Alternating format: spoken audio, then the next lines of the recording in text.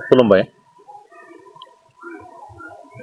रुंसारि डिम्बेश्वर दानथारु मोसाहारिनि सुंद' जिउ खौरां बिथांनि सारादुजों लोब्बा लाखिनानै बिथांनि जा बर' हारियाव होबोनाय बिहोमा बेखौ लानानै सोरजिनाय बिथांनि जा सुंद' जिउ खौरां दा दिनै बिथांनि जा गोथार सारादु 22 फेब्रुवारि देवबार 2026 दिनै बिटिसिनि बारग' इएम अर्थात दानि भेरगाव बियाबनि 32 नं भेरगाव बियाबनि मानबिर दावबायसा बर' बिथांनि आखाइजों दिनै बिथांनि जिउ खौरांखौ बेखेवनाय जाबाय। दा बे बिथांनि जा बर' हारियाव बड'लेण्ड सोमावसारनायाव बिथांनि जा बिहोमा दङमोन बे बिहोमाखौ बे सुंद' जिउ जारिमिनाव बेरखांहोनो जोङो नाजादों। दा बे जिउ खौरांखौ सोरजिनायाव जोंनिसिम बा सुजु आफादनिसिम मदद होबोनाय जों साफ्रोमनिसिमबो साबायखर बावनो नागिरदों। गिबि गिबियावनो बिटिआरनि बारग' सिएम मानव गेदेर प्रमद बर' बिथाङाबो बे सुंद' जिउ खौरां बिजाबखौ बानायनायाव जोंनो रांखान्थियारि मदद होदों।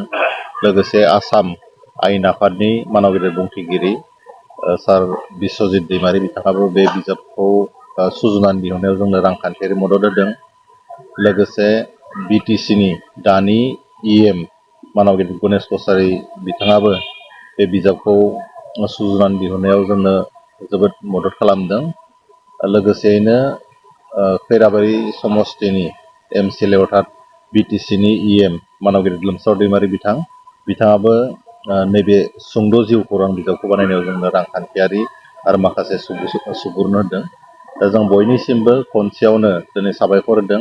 खोबसा सुबा गामि समाजा जोंनो जेरैबायदि बिबान होदों सुजु आफाद बानायनानै सासे गेदेमानि जिउ खौरांखौ एज्रिद गासैब्लाबो सुजुनो थाखाय सुजुग होनायनि थाखाय जों गामि समाजनि मानव गेदेर आफादगिरि गाहाय नेहाथारि साफ्रोमबो दैदेनगिरि मेलेमजिबि रायजो राजा बिथांमोननिसिम बे सुजुगाव साबायखर बावदों।